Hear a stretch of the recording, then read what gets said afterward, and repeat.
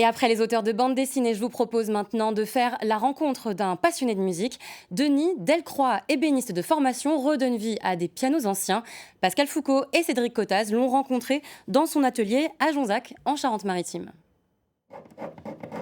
Mon père était ébéniste d'art, donc j'ai fait un SAP avec lui et puis j'ai travaillé longtemps avec lui.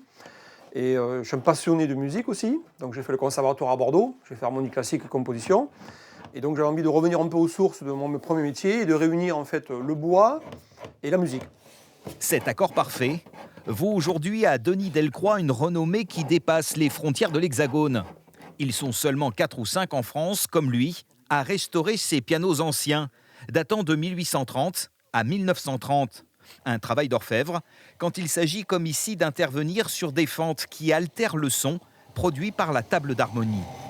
On élargit ces fentes-là, avec un outil spécifique, là, et pour insérer après ce qu'on appelle un flippo, qu'on va venir coller dedans. Il va permettre de colmater, c'est ça ? Voilà. Pas question d'improviser, chacun de ces gestes touche à l'âme même de l'instrument.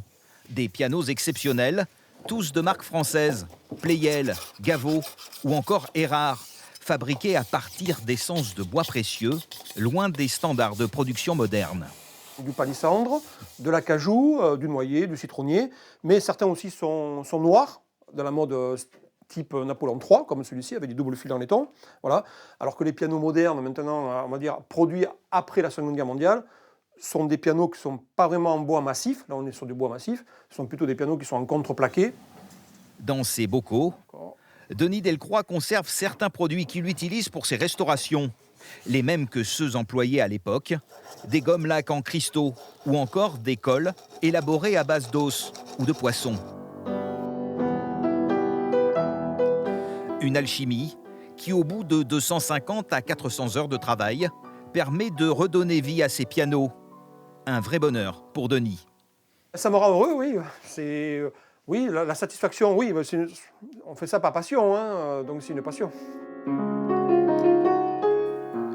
Une passion qui se mérite. Chaque piano passe en moyenne de 8 à 12 mois dans cet atelier. Le carnet de commandes 2022 est déjà quasiment bouclé. Denis Delcroix n'est pas prêt de rendre son tablier.